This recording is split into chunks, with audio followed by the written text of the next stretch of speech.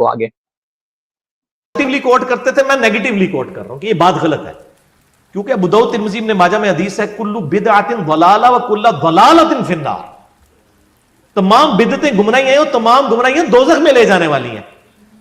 آپ بدعت بھی ڈکلیئر کریں اسے, اور بدعت حسنہ نہیں کہہ رہے, وہ بدعت سیئہ کہہ رہے ہیں, بری بدعت, یعنی میں وہ والی ٹرم کہہ رہا ہوں جو یوز ہوتی ہے, ہم تو اس کو نہیں مانتے. بہرحال تو جب نبی علیہ السلام کہہ رہے ہیں بدعت دوزخ میں لے جانے والی ہے اور آپ اس پہ ثواب کی, پھر تو اس پہ میرا بھی ایڈ کر لیں. میں امام ابن تیمیہ کو الزامی جواب دیتے ہوئے اینٹی وینم اور پھکی کے طور پہ کہتا ہوں کہ پھر تو یہ کیسا, یہ جو ابھی شعبان بھائی نے کہا نا کہ اس کی کیسی بازاری زبان ہے اس کی, ہاں یہ کیسی بازاری زبان استعمال کرتے ہیں, اس کو سمجھ میں بھی نہیں آتا کہ یہ کن لوگوں کے بارے میں بات کر رہے ہیں. یہ ابن تیمیہ کے بارے میں بات کر رہے ہیں. ہاں یہ پھکی دینا, اینٹی وینم, یہ کیا ہے بھائی؟ یہ اہل علم کی زبان ہوتی ہے. یہ جو لوگ باقاعدہ اساتذہ سے علم حاصل نہیں کرتے اور جن کے علم میں سلف کی کتابوں سے جو گہرائی ہے ان کے یہاں پر وہ گہرائی نہیں ہوتی نا, ان کا پرابلم یہ تھا اوپر سے کچھ چیزیں سن لی ہیں اور جب ان مسائل پر گفتگو کرنا شروع کرتے ہیں تو ٹھیک ہے معلومات ان کو حاصل ہو جاتی ہے, لیکن جو بازاری لہجہ ان کا ہے نا وہ لہجہ ختم نہیں ہوتا. اینٹی وینم, پھکی, کس کے بارے میں بات کر رہے ہو بھائی؟ یہ ابن تیمیہ کے بارے میں بات کر رہے ہو. ابھی ابن تیمیہ کی عبارت ایک صفحہ کھول کر کے رکھ دیا جائے نا, یہ بندہ اس ترجمہ کرنا اور سمجھنا تو دور کی بات ہے, یہ پڑھ نہیں پائے گا ابن تیمیہ کی عبارت. جو اصطلاحات امام ابن تیمیہ نے استعمال کی وہ اصطلاحات بھی نہیں سمجھ پائے گا. خود اس مسئلے میں ابن تیمیہ کا تفقہ اتنا گہرا ہے نا, اتنی گہری بات انہوں نے کہی ہے, یہ اس کے سر کے اوپر سے چلی جائے گی. یہ تو اس نے پڑھی بھی نہیں ہوگی یہ عبارت, لیکن اگر اس کو سامنے کھول کر کے رکھ دیا جائے نا تو امام ابن تیمیہ کا جو موقف ہے اس معاملے میں, وہ امام ابن تیمیہ نے جو گہرائی میں جا کر کے جو بات کی ہے یہ اس کے سمجھ میں بھی نہیں آنے والی. امام تیمیہ کو پھکی دے رہا ہے, امام اینٹی وینم کر رہے امام تیمیہ کے بارے میں. بھائی تو نے امام ابن تیمیہ کے اصول ہی نہیں پڑھے, تو اگر تو نے امام ابن تیمیہ کے اصول پڑھے ہوتے تو ایسی بات کرتا ہی نہیں. ابھی میں تجھ کو سمجھاتا ہوں کہ ابن تیمیہ کا ان معاملات میں کیا موقف ہے, ابھی میں انشاءاللہ تعالیٰ تجھ کو سمجھاتا ہوں. چلے آگے بڑھائیں اس کو ذرا سا. میرا بھی ایڈ کر لیں, میں امام ابن تیمیہ کو الزامی جواب دیتے ہوئے اینٹی وینم اور پھکی کے طور پہ کہتا ہوں کہ پھر تو محرم کے اندر ماتم کرنا بھی ہے تو بدعت, لیکن اہل بیت کی محبت میں ثواب ملے گا, کیونکہ اہل بیت کی محبت تو ایمان کا حصہ ہے. صحیح مسلم میں حدیث ہے 240, ٹھیک ہے, علی سے محبت نہیں رکھے گا. ایک تو روک دیں, اس کو کیا لگتا ہے؟ اس کو یہ لگتا ہے کہ اگر یہ پھکی امام ابن تیمیہ کو دیتا تو کہ امام تیمیہ یہ کہہ دیتے کہ اس کو اہل بیت کی محبت کا ثواب نہیں ملے گا. امام ابن تیمیہ اس کے بارے میں بھی یہ کہتے کہ اہل بیت کی محبت اگر ثواب ہے تو اس کو اہل بیت کی محبت سے ثواب ملے گا. اب دیکھیے امام ابن تیمیہ کا موقف یہ ہے کہ ایک مسلمان جب ثواب کی کثرت سے اس کی نیت اچھی ہوتی ہے اور وہ کوئی چیز میں اجتہاد کرتا ہے اور اس کا اجتہاد غلط ہو جاتا ہے یا جہالت کی وجہ سے کوئی کام کر دیتا ہے, تعویل کی وجہ سے کوئی غلط کام کر دیتا ہے, تو امام ابن تیمیہ فرماتے ہیں کیونکہ اس نے اچھا کام کرنا چاہا تھا, اس کی نیت اچھی تھی, حسن قصد تھا, اور اس کے اجتہاد میں غلطی ہو گئی یا جہل کی وجہ سے یا تعویل کی وجہ سے اگر اس نے کوئی غلط کام کر لیا تو اس کو اس کی حسن نیت پر ثواب ملے گا. آپ ماتم کی بات کر رہے ہیں, امام ابن تیمیہ نے تو مجموع الفتاوی میں فرمایا من قد آمن باللہ ورسولہ, جو آدمی اللہ اس کے رسول پر ایمان لایا. یہ جو مجموع الفتاوی جلد 12 صفحہ 494 کی روایت ہے. ولم یعلم بعض ما جاء به الرسول فلم یؤمن به تفصیلا, لیکن اس کو کچھ چیزیں نہیں علم اس کے آ سکی, اس کو پتہ نہیں چل سکا اللہ کے نبی صلی اللہ علیہ وسلم کی کچھ باتیں جو اللہ کے رسول سے آئی تھی اس کے علم میں نہیں آ پائیں, تو وہ اس پر ایمان نہیں لایا جس پر ایمان لانا تھا, کیونکہ اس کے علم میں نہیں آئی تو اس پر ایمان نہیں لے آیا. یا اما لانہ لم یسمعہ, اس لیے ایمان نہیں لایا کیونکہ اس نے سنا ہی نہیں تھا, وہ اللہ کے نبی کی وہ باتیں اس تک پہنچی نہیں. اور سمعہ من طریق لا یجب التصدیق بها, یا ایسے حوالے سے اور راستے سے سنا جس کی تصدیق اس پر واجب نہیں تھی, یعنی اس کے حساب سے وہ جو بات پہنچی بھی اس کی تو مصدقہ ذرائع سے اس تک نہیں پہنچ پائی. ابھی اعتقد مانا آخر, یا اس نے اس کے خلاف کوئی عقیدہ رکھ لیا, لنوع من التأویل الذی یعذر بہ, اور وہ تعویل کی وجہ سے غلط عقیدہ اس نے رکھا, لیکن غلط عقیدہ اس کی تعویل کی وجہ سے اس نے رکھ لیا, اور تعویل بھی کیسی تھی, التی یعذر بہ, جس تعویل کا عذر قبول کیا جا سکتا ہو. تو امام تیمیہ فرمانے فہذا قد جعل فیہ من الایمان باللہ ورسولہ, تو اب اس نے جو عقیدہ رکھا غلط تعویل ہو گئی، اور تعویل کبھی ایسی ہوتی ہے جس کا عذر قبول ہوتا ہے، کبھی ایسی تعویل ہوتی ہے جس کا عذر قبول نہیں کیا جاتا ہے. کچھ عذر ایسے ہوتے ہیں تعویل میں جب قبول کیے جاتے ہیں. تو اگر تعویل ایسی تھی، یعنی اس نے آیت کا غلط معنی سمجھ لیا، اور یہ غلط معنی سمجھنے کے معاملے میں اس کو ایکسکیوز دیا جا سکتا ہے، ایسا غلط معنی اس نے سمجھا ہے، تو فرما رہے ہیں کہ اس نے تو اس غلط عقیدے کو یہ سمجھ کر کے قبول کیا کہ یہ بھی اللہ تعالیٰ اور رسول اللہ پر ایمان لانے میں شامل ہیں. فرما رہے ہیں ما یوجب ان یصیبہ اللہ علیہ، کہ یہ تو ایسی چیز ہے نا کہ اللہ تعالیٰ اس پر بھی اس کو ثواب دے گا، کیونکہ اس کو یہ لگا کہ رسول اللہ نے یہ بات کہی ہے، اس نے اللہ کے رسول کی بات سمجھ کر کے اس کو قبول کر لیا. اب جو قبول کیا وہ تو غلط تھا، لیکن اللہ رب العالمین اس پر بھی اس کو ثواب دے گا. اور ابن تیمیہ کی یہ بات انہوں نے الگ الگ جگہوں پر دلائل کے ساتھ اس کے حوالے پیش کیے کہ بھئی ایک آدمی، آپ دیکھیں اللہ کے رسول صلی اللہ علیہ وسلم نے بتایا کہ ایک آدمی بہت گنہگار تھا، اور اس نے اپنے گناہوں سے پریشان ہو کر کے اللہ تعالیٰ کے خوف سے اس نے اپنے گھر والوں سے کہا اپنی موت کے وقت میں کہ جب میری موت ہو جائے تو میرے جسم کو جلا دینا، اور میری راکھ جو ہے وہ جسم کی وہ ہواؤں میں آدھی اور آدھی پہاڑوں پر آدھی پانی میں بہا دینا، آدھا پہاڑ ہواؤں میں پہاڑوں پر اور آدھا پانی میں بہا دینا. کیوں؟ کہ اگر اللہ تعالیٰ مجھے زندہ کرنے پر قادر ہو گیا تو مجھے ایسا عذاب دے گا جیسا عذاب اس نے اپنی مخلوق میں کسی کو نہیں دیا ہوگا. ہے نا، یہ بہت مشہور حدیث ہے. دیکھیے اس نے جو عقیدہ کہا نا، یہ عقیدہ سری کفریہ ہے. اس نے اللہ کی قدرت کا انکار کیا، اور اس نے باس بعد الموت کا انکار کیا. دو چیزوں کا انکار کیا، سری کفریہ عقیدہ ہے. ایک تو اللہ تعالیٰ کی قدرت کا انکار کر رہا ہے، دوسرا باس بعد الموت، مرنے کے بعد زندہ ہونے کا انکار کر رہا ہے. لیکن یہ جہالت کی وجہ سے کر رہا ہے. اللہ تعالیٰ نے اس کو زندہ کیا، پوچھا تم نے ایسا کیوں کیا تھا، اس نے کہا اللہ تیرے خوف سے کیا. اللہ تعالیٰ نے اس کو معاف کر دیا. وہ بات جو اس نے جہالت کی وجہ سے کہی تھی، حالانکہ وہ جہالت کفریہ تھی، اس کی نیت بہت اچھی تھی، وہ اللہ تعالیٰ سے ڈر گیا تھا، اس کے دل میں ندامت تھی اپنے کیے ہوئے کاموں پر. اس کی حسن نیت کی وجہ سے اس کی زبان سے کہے گئے ایک ایسی بات پر اللہ تعالیٰ نے اس کو بخش دیا جو بات غلط تھی. اللہ تعالیٰ زندہ بھی کرنے پر قادر ہے، اور اللہ رب العالمین کرے گا، مرنے کے بعد ہر انسان کو زندہ کرے گا.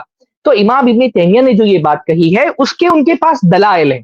اچھا مان لو کہ امام ابن تیمیہ کا یہ موقف صحیح نہیں، تو بھائی یہ ان کی رائے ہے، ایک اجتہاد ہے ان کا. تو اس اجتہاد پر بھی ابن تیمیہ مجتہد ہے، مجتہد کو کے اجتہاد پر غلط بھی ہو جائے تو ایک اجر ملتا ہے. اس کی بنیاد پر آپ کہہ دیں گے کہ انہوں نے خلاف شرع باتیں کی ہیں اور اس وجہ سے وہ تمہاری محبوبیت سے نکل گئے، اس کو خلاف شرع باتیں کہتے ہیں. جن معاملات میں اگر مجتہد سے اگر اجتہاد ہو بھی جائے تو ایسے تو آپ کہیں گے اللہ کے نبی صلی اللہ علیہ وسلم کے علاوہ کون سی ایسی شخصیت ہے دنیا کے اندر جس سے کچھ اجتہادی غلطیاں نہ ہوئی ہوں. اگر ایسے کہا جائے تو پھر تو صحابہ سے لے کر کے آج تک کے ہر انسان کے بارے میں آپ یہی بات کہیں گے کہ انہوں نے خلاف شرع باتیں کی ہیں. تو ایسے لوگوں کو یہ بھی نہیں پتا ہوتا ہے کہ کون سی معاملات میں غلطیوں پر پکڑ کی جا سکتی ہے اور ان کو خلاف شرع کہا جا سکتا ہے، اور کون سے معاملات اجتہادی ہوتے جہاں پر انسان کی پکڑ نہیں. آپ اجتہاد سے اختلاف کریں، ابن تیمیہ کوئی نبی نہیں ہے کہ آپ ان سے اختلاف نہیں کر سکتے، پر آپ کہیں ہماری محبوبیت سے نکل گئے. ابن تیمیہ کے یہاں خلاف شرع باتیں پائی جاتی تھیں، یہ ابن تیمیہ رحمہ اللہ پر سری بہتان ہے. اجتہاد کی غلطی کو خلاف شرع نہیں کہا جاتا اہل علم کے یہاں پر کہ یہ خلاف شرع باتیں کہہ دی ہیں، لیکن یہ اہل علم کیا نہیں کہا جاتا ہے، یہ جاہل ہے. اس کو اہل علم کون سی اصطلاحات کب استعمال کرتے ہیں کب استعمال نہیں کرتے، اس کا بھی علم اس بندے کو نہیں ہے. آگے بڑھائیں باتیں. لیکن اہل بیت کی محبت میں ثواب ملے گا، کیونکہ اہل بیت کی محبت و ایمان کا حصہ ہے. صحیح مسلم میں حدیث ہے 240، علی سے محبت نہیں رکھے گا مگر مؤمن، علی سے بغض نہیں رکھے گا مگر منافق. اور ترمذی میں حدیث ہے، نبی علیہ السلام نے حسین ابن علی کو اٹھا کے کہا اللہ یہ میرے بیٹوں میں سے ایک بیٹا ہے، اے اللہ تو بھی اس سے محبت کر، اور اے اللہ تو اس سے محبت رکھ جو حسین سے محبت رکھے، اور جو اس سے دشمنی رکھے تو اس سے دشمنی رکھ. مسند احمد میں موجود ہے. تو اس کے تحت جو ماتم کر رہے ہیں اور جو چھڑیاں چلا کے ٹیبو کے طور پہ اسلام کی بدنامی کا باعث بن رہے ہیں، تو پھر ان کو بھی ثواب ملنا چاہیے. پھر تو دنیا کی ساری بدعتیں حلال ہو جائیں گی. اور یہ شیخ زبیر علی زئی صاحب کو جب میں نے بتایا نا، اب میں خیر آن کیمرہ یہ بتا دیتا ہوں بات، یعنی یہ بھی کوئی کتمان حق نہ رہ جائے. شیخ زبیر صاحب نے ایک مضمون لکھا تھا، کیا امام ابن تیمیہ اہل سنت ہے؟ ابو بکر غازی پوری انڈیا کے بہت بڑے دیوبندی اسکالر تھے جو پچھلے دنوں فوت ہوئے. الیاس گمن صاحب بھی ان کو کوٹ کرتے تھے. انہوں نے ایک کتاب لکھی کیا ابن تیمیہ اہل سنت ہے. اس کا PDF ہم نے چڑھایا ہوا ہے اپنے ویب سائٹ کے اوپر. وہ انگلش میں بھی آپ کو مل جائے گی, عربی میں بھی, اردو میں بھی. وہ کہتے ہیں میں سعودیہ گیا تو میں نے دیکھا اہل حدیث کا فتنہ بہت پھیل رہا ہے, تو میں بڑا عرصہ سوچتا رہا کہ اہل حدیثوں کو کیسے قابو کریں. تو کہتے ہیں اس کا حل یہ ہے کہ میں ان کے بزرگ بابوں سے وہ عقیدے ثابت کر دوں جو ہمارے بابوں کے ہیں, پھر بابا کینسل ہو جائے. پتر تو کیوں فیل ہویا؟ ابا جی تہاڈے دوست دا منڈا بھی فیل ہو گیا ہے. یہ جواب. بیٹا تو کیوں فیل ہوا؟ ابا جی آپ کے دوست کا بیٹا بھی فیل ہو گیا, تو میں بھی اس کے ساتھ ہی تھا, میں نے بھی فیل ہونا.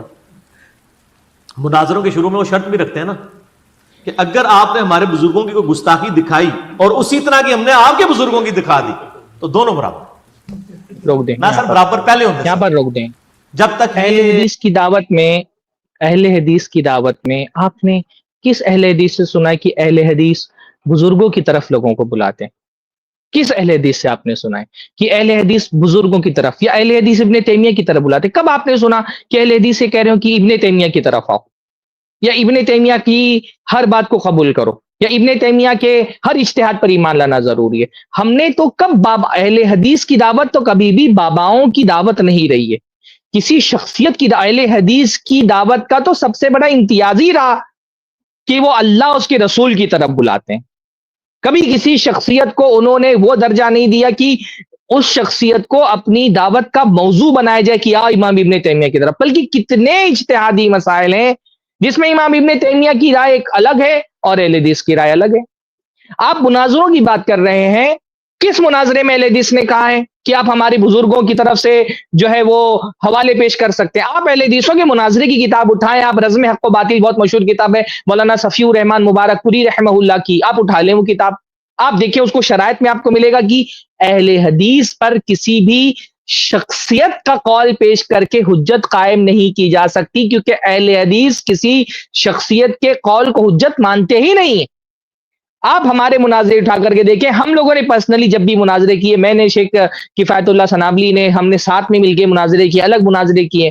ہمارے یہاں مناظروں کے جو شرطیں ہوتی تھیں ان میں سے ایک شرط یہ ہوتی تھی کہ اہل حدیث کے خلاف کسی عالم کے قول کو بطور حجت نہیں پیش کیا جا سکتا, کیونکہ آپ خود کہتے ہیں نا اہل حدیثوں کو غیر مقلد ہیں, اس کا مطلب اہل حدیثوں کیا کسی کا قول حجت نہیں.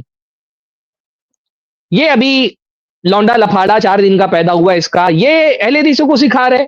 اہل حدیث زمانے سے ان کی توحید کی دعوت کے ساتھ ساتھ اتباع سنت کی دعوت, یہ ان کی 2 بنیادیں ہیں, اور وہ ہمیشہ لوگوں کو باباؤں سے نجات دلاتے رہے. یہ تو خود بابا ہے, اس کے یہ کیا باباؤں سے نجات دلانے کی بات کرے گا؟ اس کے فالوورز کے لیے تو یہی خود بابا ہے. یہ اگر صحابہ کی بھی بے حرمتی کرے تو بھی اس کے فالوورز اس کے دفاع پر آ جاتے ہیں. یہ جو ہے وہ بڑی سے بڑی غلطی کر دے لیکن اس کے ماننے والے, یہ جھوٹ بھی بول دیتا ہے تو اس کے ماننے والے اس کے دفاع میں لگے رہتے ہیں. تو اس کو تو خود اس کے ماننے والوں نے بابا بنا کر کے رکھا ہے. یہ اہل حدیثوں کو کیا سکھائے گا کہ باباؤں کے بیچ نہیں چلنا چاہیے؟ اہل حدیث تو زمانے سے باباؤں سے نجات دلانے والی کوئی جماعت اگر دنیا میں ہے تو وہ اہل حدیث جماعت ہے. اہل حدیث تو باباؤں سے نجات دلاتے ہوئی آ رہی ہے. ابھی کمنٹ باکس میں انشاءاللہ تعالیٰ بہت سارے لوگ آپ کو بتا دیں گے کہ اہل حدیث تھے جنہوں نے ان کو ان کے باباؤں سے نجات دلائی. تو یہ جھوٹ ہے, یہ خرافات ہے, یہ سب اہل حدیث پہ الزام ہے کہ اہل حدیث نعوذ باللہ, اہل حدیثوں کیا بھی کوئی شخصیتیں اور کوئی بزرگ اور کوئی باباؤں کی ایسی حیثیت ہے کہ ان کے کوئی اقوال اور افعال پیش کر کے ان پر حجت قائم کی جا سکتی ہے. ابن تیمیہ ہمارے بابا نہیں. ہاں, اہل علم کا احترام یہ ایک چیز ہے جو اہل حدیث کیا پائی جاتی ہے. جس شخص کے پاس, جس صاحب علم کے پاس علم ہے, اس کے علم کے بقدر اس کا احترام کرنا یہ خود ہمارے دین کا تقاضا ہے. اللہ کے نبی نے یہ سکھایا ہے کہ وہ ہم میں سے نہیں ہے جو ہمارے بزرگوں کا احترام نہ کرے. تو احترام ایک الگ چیز ہے, اور بزرگوں کو اپنی دعوت کا یوں موضوع بنا لینا کہ اس کی طرف بلایا جائے یہ الگ چیز ہے. اہل حدیث احترام کرتے ہیں اہل علم کا, اور انہی میں سے امام بخاری ہیں اور محدثین ہیں اور فقہا ہیں, ان میں اربعہ, انہی میں سے امام ابن تیمیہ ہے.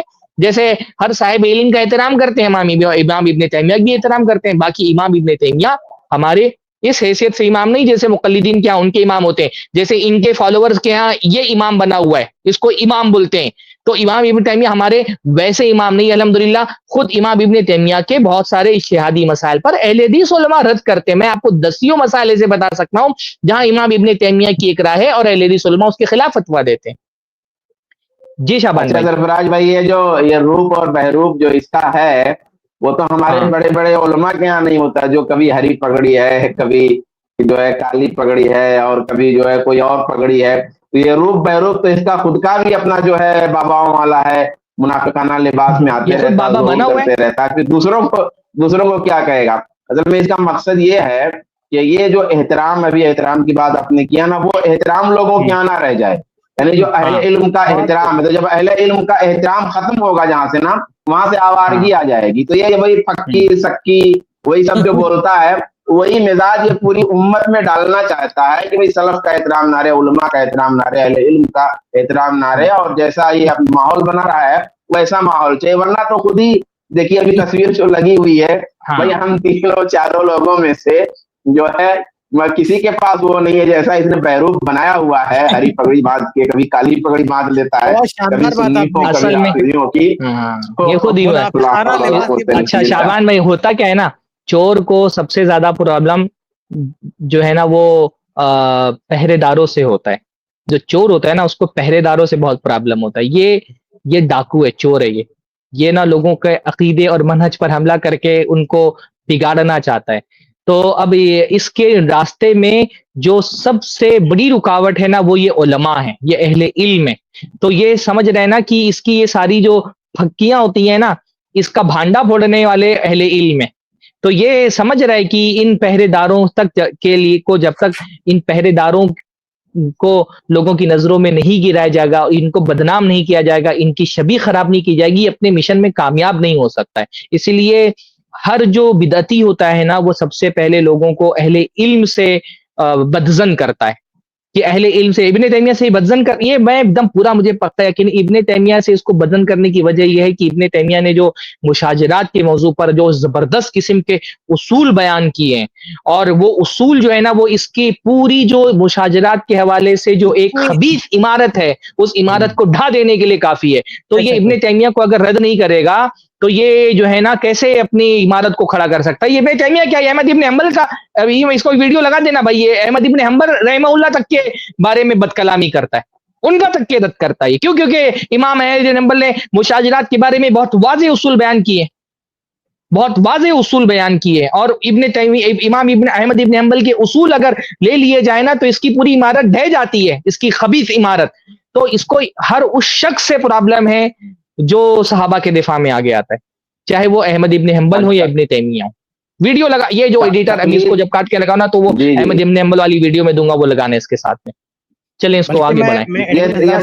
تقلید کا بھی جو سہارا لیتا ہے نا، آدمی تقلید کا جو سہارا لیتا ہے، تو اہل حدیثوں نے کبھی تو یہ بات نہیں کہی نا کہ بھئی تقلید نہ ہونے کے مطلب کہ آپ آوارگی میں آ جائیں. علماء سے استفادہ اور ایک منہج کی پیروی، یہ تو اہل حدیث کے اصول میں سے ہے. بات صرف یہ ہے کہ کسی عالم کے قول کو حجت ماننا نہ ماننا، بس صرف اتنی سی بات ہے. لیکن اس کا مطلب یہ تھوڑی ہے کہ علماء سے استفادہ نہیں ہوگا، ان سے احترام نہیں ہوگا، کسی منہج کی پابندی نہیں ہوگی. یہ تینوں باتیں تو اہل حدیثوں کے یہاں ہیں. تو یہ تقلید کے ہونے نہ ہونے کا دھوکہ دے کر کے بھی اپنا بہت سارا کام چلاتا ہے کہ جو بھی آئے وہ میں اس کے بولتا رہے. اس کے بابا الگ ہے. معاملہ یہ ہے نا کہ اس کے بابا الگ ہیں. اس کا بابا اسحاق جھالوی ہے. اس کا بابا کچھ دن تک کے غامدی بھی تھا، لیکن اب کیونکہ غامدی نے اس کا رد کر دیا تو اب اس کی باباؤں کی فہرست سے نکل گیا. ایسا نہیں کہ اس کے بابا نہیں ہے، اس کے بھی بابا ہیں بہت سارے، بس یہ ہے کہ اس کے بابا معتبر نہیں ہے اس کا. اور یہ بھی بہت سارے لوگوں کا بابا، یہ بھی بہت سارے لوگوں کا بابا بنا ہوا ہے.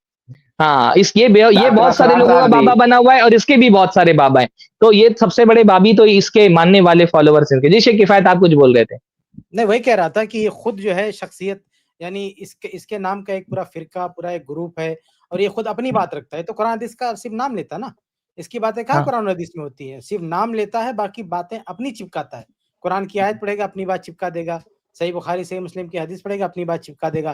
تو لوگ اصل میں اس کی پیروی کر رہے ہیں. اور شیخ شعبان نے بڑی خوبصورت بات کی، منافقانہ جو ہے اس کا جو پہناوا ہے. تو یہ بالکل صحیح بات ہے کہ یہ شخص جو ہے پورا ڈرامائی انداز میں سب کو بیوقوف بناتا ہے اور کچھ نہیں. चले आगे बढ़ाएं, इसके आगे जो बढ़ाएं। बाबा हैं सरफराज भाई, एक मिनट, इसके जो बाबा हैं उनका जब तस्करा आता है, उनकी गलतियां जब बयान में 2-3 लोगों के बारे में सुना है, तो बड़े नर्म अल्फाज इस्तेमाल करता है। मैं एक लफ्ज मैंने इसका ये सुना है कभी कि इनसे जो है सा हो गया, शेख से, और पूरा एहतराम के साथ नाम लेगा, सा हो गया। डॉक्टर असरार के बारे में मैंने सुना एक बार, तसाहुल का लफ्ज बोलेगा या साहो का लफ्ज बोलेगा, या जो है इज्तिहादी गलती या गलती, मतलब नर्म अल्फाज, और आगे पीछे मतलब डॉक्टर साहब वगैरह लगा के बोलेगा। लेकिन जब दीगर उलमा की बात आती है जो अहले इल्म है, जैसे मान लीजिए इब्न तैमिया ही की बात आई, तो वहां अक्की पट्टी सट्टी फिर वहां लगाता है, फिर वहां अरे ये वो सब तो लगाता है। जाने दीजिए शेख, वो तो जाने दीजिए। ये जिस दौर के इख्तलाफात को डिस्कस करता है, उस दौर के जो गुंडे, बदमाश और कज्जाब मुनहरिफीन, मुख्तार सक़फी कितना एहतराम से नाम हाँ। लेता है, हाँ? जिसको जो नबूवत का दावा करने वाला, जितना बड़ा गुमराह शख्स, ये मालिक अश्तर कितना बड़ा दहशतगर्द था, कितने एहतराम से हाँ। उसका नाम लेता है। तो वो जितने उस जमाने के गुंडे थे, बदमाश थे, जितने दहशतगर्द थे, उनका भी कितनी इज्जत से नाम लेता है, कितने एहतराम से नाम लेता है उनका। चले आगे। चले